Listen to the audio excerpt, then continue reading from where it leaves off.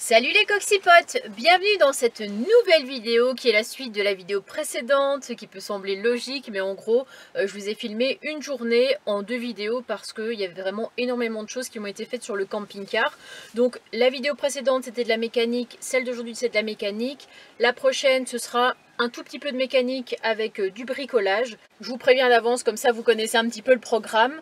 Et donc dans la vidéo précédente, pour ceux qui l'ont vu, Idriss aidés de David, ont changé les plaquettes de frein, les disques de frein, le radiateur moteur. Ils ont changé aussi le filtre à air. Dans cette vidéo, vous le verrez, ce sera le changement du filtre à gasoil, du filtre à huile, il y aura la vidange aussi qui va être faite. Et en fait, ce qui devait simplement être une journée mécanique où on fait l'entretien du véhicule, ça a fini en fait sur une deuxième journée. Parce qu'en fait, à l'issue de ce premier jour, on s'est aperçu d'énormément de choses, notamment que les coupelles d'amortisseurs étaient complètement mortes. Quand on change la coupelle, souvent on change l'amortisseur avec, ça a du sens. Il y a les 2 roulements arrière, ça je crois que je ne l'ai pas dit, les 2 roulements arrière qui sont morts. Les 4 rotules. Qu'est-ce qu'il y a d'autre encore à faire? Oui, qui dit rotule dit forcément parallélisme à un moment donné. Et donc, dans cette vidéo aussi, on va voir de nouvelles surprises. Des surprises... Je peux pas vous en dire plus. Mais en gros, pour Idriss, c'était clair et net. Le lendemain, je ne repartais pas. C'est vrai qu'on se dit, autant, voilà, changer des plaquettes de frein, changer un filtre, faire une vidange. C'est un entretien tout à fait normal. Si par exemple, on tombe en panne, un démarreur HS... on se dit, bon là d'accord, là ça devient quand même un petit peu plus des réparations. Mais là, à ce stade-ci, c'est même plus de l'entretien, c'est même plus des réparations, c'est une restauration complète du véhicule. Parce que là, vous avez une partie déjà dans la vidéo d'avant, vous allez en avoir une maintenant, et il y en aura encore à suivre, parce que ça ne s'arrête pas là. Effectivement, il y a un petit peu de décalage dans les vidéos, donc je peux vous dire en avance que on va encore avoir d'autres problèmes suite à ça. C'est vraiment de la folie. Voilà. Il n'y a aucun répit, il n'y a pas un moment où je me plaignais de Gérard, mais certes, celui-ci, c'est encore quelque chose de 1000 fois pire. Et c'est vrai que finalement, il y a pas mal de réparations, mais il y a toujours la question, est-ce que le camping-car va passer au contrôle technique avec le plancher pourri? Idriss a un gros doute, beaucoup de monde a des doutes là-dessus. Comme vous le savez, il y a eu un contrôle technique un petit peu spécial où finalement il était quasiment vierge alors que tout est à refaire dessus. C'est vraiment à n'y rien comprendre. Notamment, vous avez vu l'état des freins dans la vidéo précédente, vous avez vu le bruit que faisaient les coupelles d'amortisseurs. C'est quelque chose qu'on peut absolument pas louper, entre autres. Et puis l'état du plancher... autant ça a pu passer avec l'ancien propriétaire, autant ici, je ne sais pas ce que ça va donner. Donc je suis vraiment dans l'angoisse, dans le doute permanent. Pour l'instant, je fais les réparations, on va dire, qui sont nécessaires, parce que sans ça, je peux pas rouler ou je peux avoir des accidents, et en fait, c'est pas le but. Je veux quand même rouler en toute sécurité, mais je n'assure pas du tout l'avenir. Ça se dit cette phrase, je ne pense pas en tout cas qu'à l'avenir, je garderai ce camping-car. Vraiment, c'est que des soucis depuis que je l'ai. Et il est temps, je pense, de passer un peu à autre chose et d'avoir un véhicule plus fiable. Parce qu'à chaque fois, je me dis, cette fois-ci, c'est la dernière, ça va s'arranger et tout. Et en fait, 2 semaines plus tard, il m'arrive une autre tuile. Donc voilà, j'ai envie d'arrêter les frais tout simplement. Mais pour moi, on disait que Gérard était une épave. Mais à côté de celui-ci, je pense qu'on en était clairement loin. Bref, les petits amis, je vous fais de gros bisous. Comme d'habitude, le petit pouce bleu, le commentaire qui fait super plaisir. Et puis rejoignez-moi sur Instagram, Annabella Coccinelle, si ce n'est pas encore fait. Salut, salut les petits amis. Et oui aussi, j'ai oublié de vous dire, il y a quelques moments dans la vidéo où c'est Idriss en fait qui explique un petit peu ce qu'il fait. C'est simplement parce que il y a un peu de décalage, un peu beaucoup même à ce stade-là, mais rassurez-vous, après ça va rentrer un peu dans l'ordre. C'était le moment où je préparais en fait la Coxy rencontre et où j'ai dû appeler 80 personnes. Enfin, envoyer des SMS à 80 personnes, je vais organiser pas mal de choses, donc moi je planchais plutôt là-dessus pendant qu'Idriss était occupé. Voilà, c'était le petit PS. Bonne vidéo les amis, salut salut. Par contre, il faudrait revoir pour la roue de secours, parce que Idriss l'avait déjà gonflée il y a quelques temps, parce qu'elle était complètement dégonflée. Ouais. Et là on s'aperçoit qu'elle est de nouveau dégonflée, donc à mon avis elle est morte. Hein. Elle a dû être crevée. Ouais, elle a dû être crevée. Mais après, comment on retrouve une roue de secours enfin...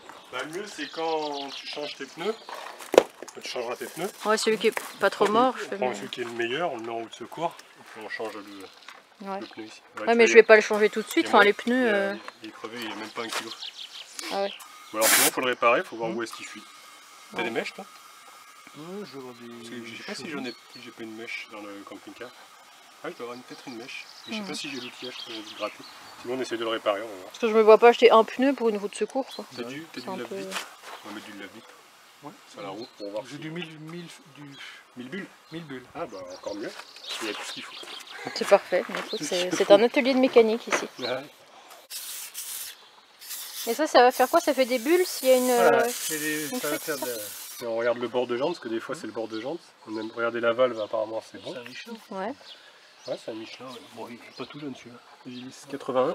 81? Non, Agilis 80, c'est le modèle. Ah. Il est de 2006. Ouais, bon, c'est quand même pas tout neuf. Pas tout neuf. Non. Bon, après, un pneu de secours, c'est de secours, quoi. Ouais, Techniquement, bon, tu ne le laisses pas. Tu veux qu'on fasse le tour de jante? Bah ouais, peut-être le tour de jante. Ok, on va de côté. J'ai pas vu de vis. Là, ça va être un petit trou parce qu'il restait un peu d'air. Donc... Ah voilà. Ah, ben voilà, nous avons l'emplacement. On va mettre un petit coup de marteau là. Oui, ça fait des bulles. Ouais, Qu'est-ce que tu vas faire avec le marteau? Je vais mettre un coup. Un coup? Un coup. Pour faire quoi? Pour brosser un petit peu. Donc là, vous avez regonflé la roue? Parce que, en fait, c'est le bord de jante. On a tapé un petit peu au marteau, mais ça n'est pas venu. Ouais. Donc on l'a décollé.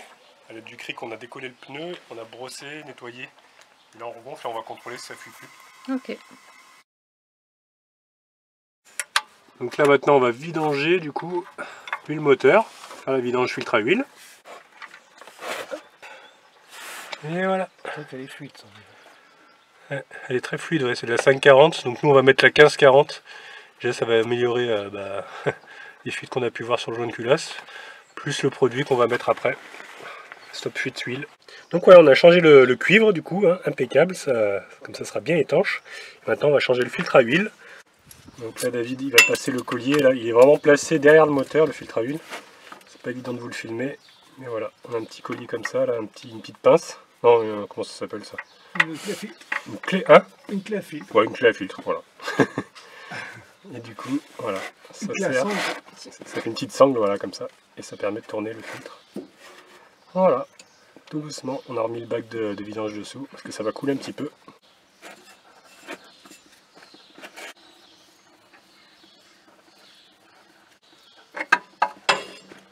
Là, on va mettre un petit peu de gras sur le joint neuf du filtre. Ça permet qu'il se serre facilement et ça évite les fuites. Voilà, là tu y es. Nickel chrome. Ouais, et puis un petit coup de serrage.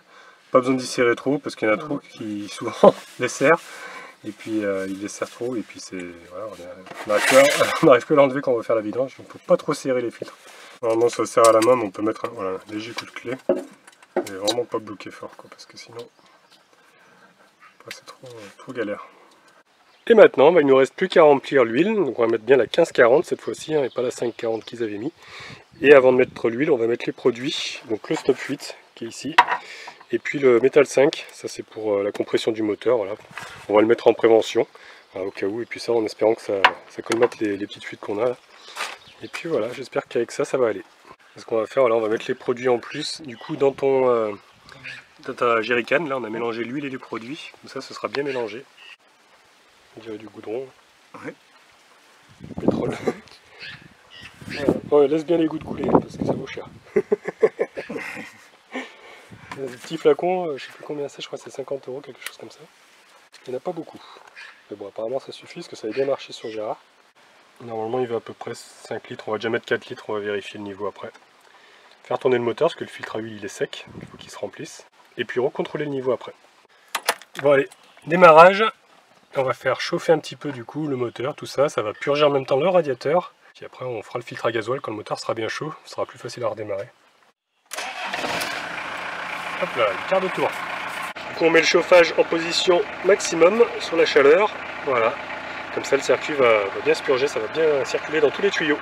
Donc là j'ai recoupé, du coup on contrôle le niveau d'huile qui a baissé un petit peu déjà, on voit qu'il est à la moitié, hein. On avait mis bien au max, même un petit peu plus. Ça c'est le filtre à huile, il absorbe l'huile comme il est neuf. Voilà, on va refaire le niveau et comme ça après on pourra faire tourner correctement pendant longtemps, tant que ça chauffe bien. Là je suis en train de maintenir un petit peu accéléré pour que ça chauffe. Regardez, on est bientôt à 90. Pour voir si les ventilateurs s'enclenchent bien, pour être sûr que ça ventile. Et puis l'air dans le circuit. Donc bah écoutez, le deuxième ne s'est pas enclenché, mais on restait en dessous de 90. Je pense que ouais, je pense qu'il est vraiment utile quand on fait des grandes montées. Il doit s'enclencher vraiment à des températures au-dessus de 100 degrés. Donc bah maintenant on va faire le filtre à gasoil, maintenant que le moteur est bien chaud, qui est juste là. Donc on a une vis à enlever ici, et puis enlever la cartouche quoi, et le changer. Donc voilà, il est déposé, on a mis un bac en dessous pour que ça coule. Et on regarde un petit peu s'il y a la crasse, qui a un petit bac de récupération. Bon, ça a l'air d'aller. Après il y avait une perte de puissance, pour ça on se demandait un petit peu. Ah, il a l'air quand même vieux, hein. Il est encrassé un peu. On a vu que c'était un peu noir au fond. Et dans le bac là, de récupération, on va voir un petit peu s'il n'y a pas de lait. Hop là. Ah, il a sauté quand même. Ah ouais, il y a de la saleté au fond. Ouais. Je sais pas si on voit bien la caméra, mais regardez, il y a plein de copeaux au fond là. Enfin des copeaux, de la crasse quoi. Voilà, là vous voyez un petit peu mieux.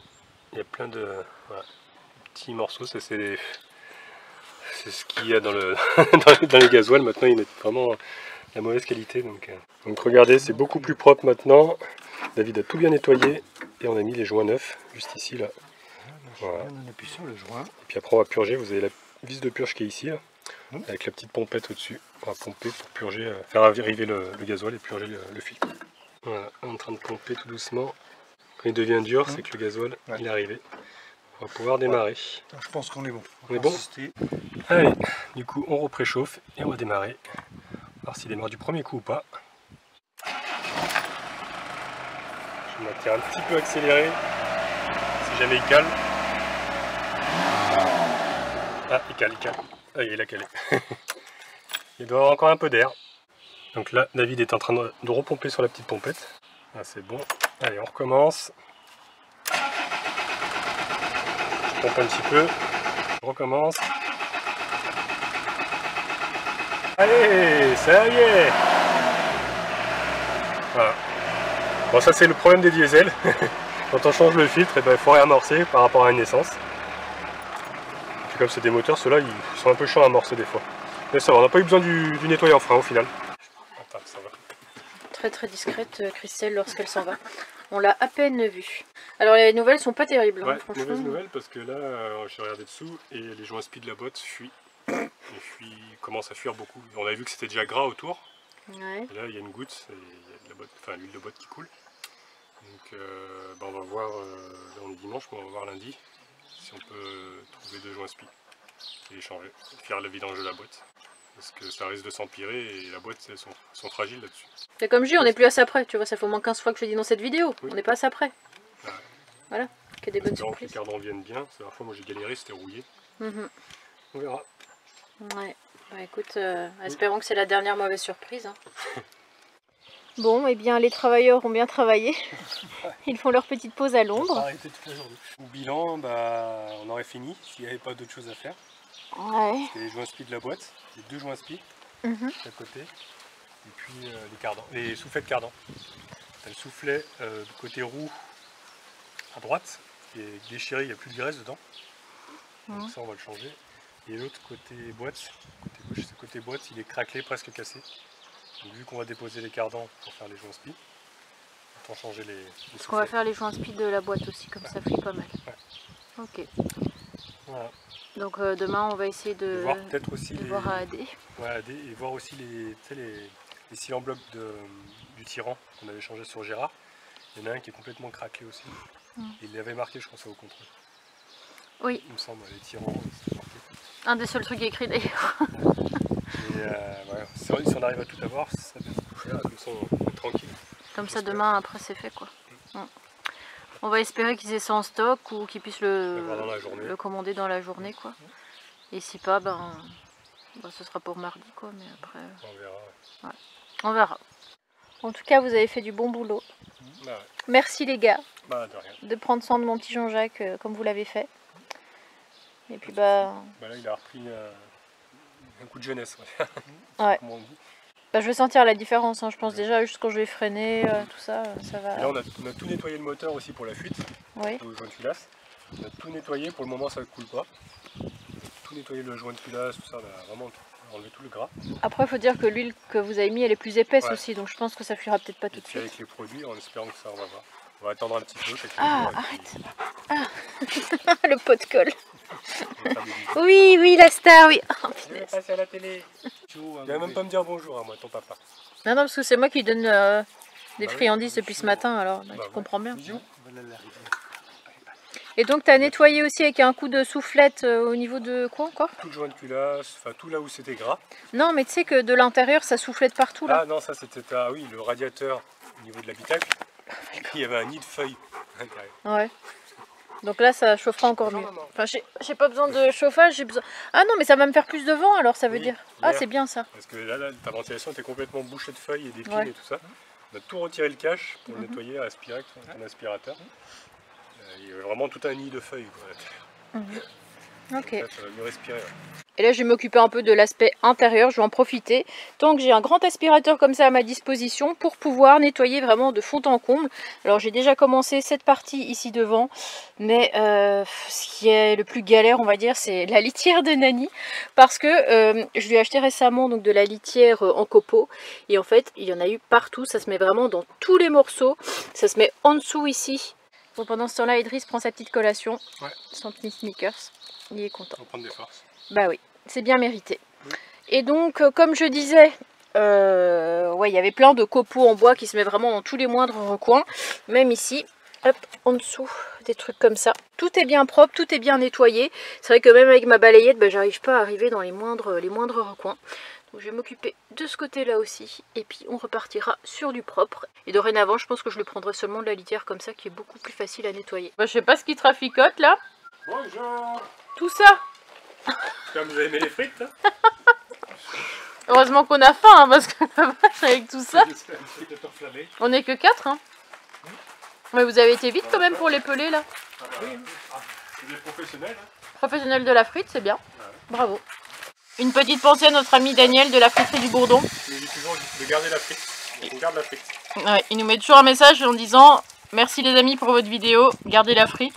Donc voilà, petite pensée pour lui.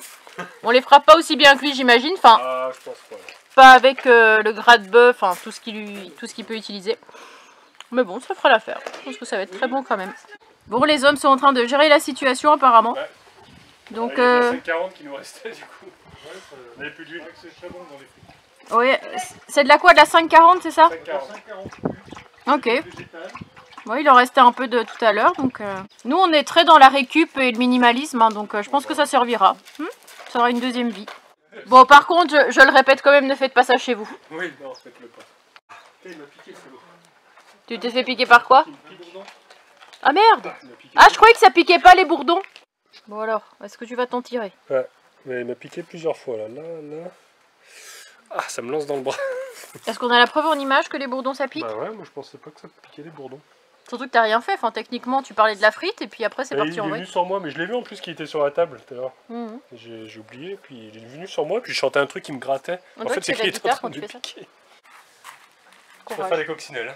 Bah les coccinelles ça pique pas, c'est ça l'avantage. C'est tout mignon tu vois. Ah ça lance. Bon vous saurez dans une prochaine vidéo si Idriss le nomade s'en est sorti. Si je perds mon bras ou pas. Si on a dû l'amputer et surtout si on a pu manger les frites, le principal. Comment va ta piqûre depuis tout à l'heure? Parce qu'on va quand même donner un peu le bilan de si ça va mieux ou pas. Ça a gonflé, puis c'est parti. Il y a 2 piqûres. Ok, mais ça va mieux, t'as plus mal maintenant. Le bourdon, bah, il a une aile pliée, donc c'est pour ça qu'il était pas bien. Déjà, il était bizarre. Non, mais c'est pas parce qu'il est pas bien qu'il a faire du mal aux autres. Ouais, c'est comme un haters. Je l'ai mis dans une boîte. Ouais. Je l'ai mis dans une boîte avec un peu d'eau. Oh, je t'aime, papa. Il a bu un petit peu. Ouais. Mais je crois qu'il va pas survivre. Bon, bah écoute, son pronostic vital est engagé. Ouais. Et au niveau des frites, eh bien tout se passe bien. Nous avons le chef des frites ici qui est toujours... voilà, tout va bien. Il y a une pré-cuisson. Et là, la cuisson. Non, si. 280 degrés. D'accord. Et la deuxième cuisson est à 1700 degrés. Bon bah les petits amis, après la soirée frite d'hier, nous vous retrouvons ce jour. Pour le deuxième épisode. Deuxième épisode, hein, qui n'était pas vraiment prévu initialement, mais... Ce matin, on est parti avec David chercher les pièces, du coup. Oui. On est allé chez AD. On a trouvé les joints spi. Pour côté boîte. Côté boîte, on a trouvé l'huile de boîte. On a trouvé un soufflet de cardan. Le deuxième est en commande, donc on l'aura cet après-midi. Oui. Et aussi les cils en bloc pour les barres, les tirants. La douille de 41 aussi. Ah, parfait. Ça, on nous l'a prêté, impeccable, parce qu'on l'a pas. D'accord. Il va falloir finir par que je l'achète parce que C'est qu'à chaque fois on en a besoin. On en a besoin et je l'ai pas. Pour les cardans, avant pour les roulements. Bon, par contre, aujourd'hui, ils annoncent encore chaud, quoi. Ouais, bah c'est pour ça on va attaquer maintenant, là, qui fait encore un peu frais. On va mettre la tonnette. 9h30, on va attaquer. Ouais, c'est la galère parce que c'est bien rouillé. Des bras. Ouais. Ça, c'est le cardan, ça? Non, c'est le bras que je suis en train d'enlever. Les vis sont grippées. Et puis, bah, de nouveau, il y a encore un problème. Là, il y a les rotules de suspension, finalement, elles sont percées un petit peu aussi. Donc, il faudra prévoir les 4 rotules la prochaine fois. Ouais. Voilà. Donc, direction et suspension. Et si on change les rotules, ça, il faut faire le parallélisme oui. en plus. Parce qu'on va changer celle de direction aussi. D'accord. Et celle de suspension, ouais. Donc je vous ai filmé la première partie ce matin, donc il était 9h, là il est 9h30. Et... Non, il n'est pas 9h30. il n'est pas du tout 9h30. On a passé la journée dessus. Et 19h? Ouais, pratiquement. Ouais, j'ai pas eu envie de filmer parce que bon, à la mécanique, voilà, puis m'avoir dans les pattes en train de filmer, c'est pas forcément agréable. Tout était grippé. Ouais. Tout était grippé. Tous les boulons qu'on a voulu desserrer étaient grippés. On a dû taper au marteau, chauffer au chalumeau. Là, les deux vis qui tiennent le palier du roulement du cardan, complètement grippés, on a passé la journée dessus. Pour démonter 2 cardans, on a passé la journée. On les a vus. Bah, David, le pro des vis, a réussi à les avoir, sa réputation tient le coup pour l'instant. Ouais. Il nous a prouvé que voilà. Aucune vis ne lui résiste. On met de la bien engraissée partout du coup. Oui. On va en train de remonter les cardans. On a changé donc les soufflets de cardan, le roulement palier. On l'a changé finalement parce que comme on l'a démonté, on a chauffé au chalumeau, il était mort. Oui, et puis vous avez réussi à avoir la pièce directement, ouais, parce que chez AD... Il est parti la chercher en moto, David. Ouais. Et, on a réussi à faire le cardan. Qu'est-ce qu'il y avait d'autre encore qu'on a fait? Les joints spi. Oui, mais ça, on l'avait pas dit que le roulement de palier, il était... Non, c'est pas qu'il était mort. Oui, t'as dû le casser. J'ai dû le casser parce qu'on a dû chauffer tellement les vis étaient grippées. Bah, c'est du plastique, donc ça a chauffé et puis ils sont morts. Donc voilà. Donc c'est remontage. Aujourd'hui, tout a pu être réalisé comme prévu. Bah oui, on n'a pas encore fini. Hein. Oui, bien sûr. Il reste encore à remettre l'huile de boîte, remettre les cardans déjà. Ouais. Mettre l'huile de boîte. Il nous reste encore les supports, les cils en bloc, je veux dire, de la barre, que celui-ci, tu vois, que je te disais qui était explosé. Ah ouais. Il était complètement déchiré. L'autre, ça là encore, mais bon, on va changer les 4. Vu qu'on a démonté les barres, autant les changer, quoi. Ok. Et puis voilà, il te restera encore les rotules de suspension qu'on a vues, qui étaient un petit peu ouvertes. Elles perdent pas trop de graisse encore. Et les rotules de direction. D'accord. Et ça, on fera tout ça, enfin les 4 rotules, plus la géométrie, parce qu'on va régler le parallélisme. Sinon, bah, là, ça devrait être quand même pas mal. Hein. En tout cas, vous avez vraiment géré. La restauration. Ouais. La vache, vous avez vraiment pas arrêté là pendant 2 jours. Oui, bah oui, pardon. Pardon. Voilà pourquoi j'ai pas filmé, c'est pas pour pas vous faire perdre de temps. Donc il restait un peu d'huile d'hier quand on a fait les frites. Voilà, donc on va la mettre dans la boîte. Voilà, grâce à cette magnifique petite seringue. Bien pratique, parce que moi à chaque fois je galère. Bah oui. Noir, mais toi t'es équipé, donc ça va mieux. Bon ben j'espère que cette vidéo vous aura plu, hein, comme vous l'avez constaté, eh bien encore des mauvaises surprises, je ne vais pas vous redire tout ce qui est à faire encore dans les prochains mois. En tout cas sera fait, comme je l'ai dit, bah, le strict minimum pour passer au contrôle technique. Pour ma part, si je ne garde pas le véhicule, en fait, par exemple les coupelles sont mortes. Souvent on dit si tu changes les coupelles, tu changes les amortisseurs parce que ça t'évite après de devoir refaire le désassemblage pour après machin. Tu fais tout d'un coup. Ici, si au contrôle technique, les amortisseurs sont toujours corrects, que je me sépare du véhicule, je ne vois pas l'intérêt d'encore faire des dépenses en achetant 2 amortisseurs supplémentaires pour un véhicule que je ne vais pas garder.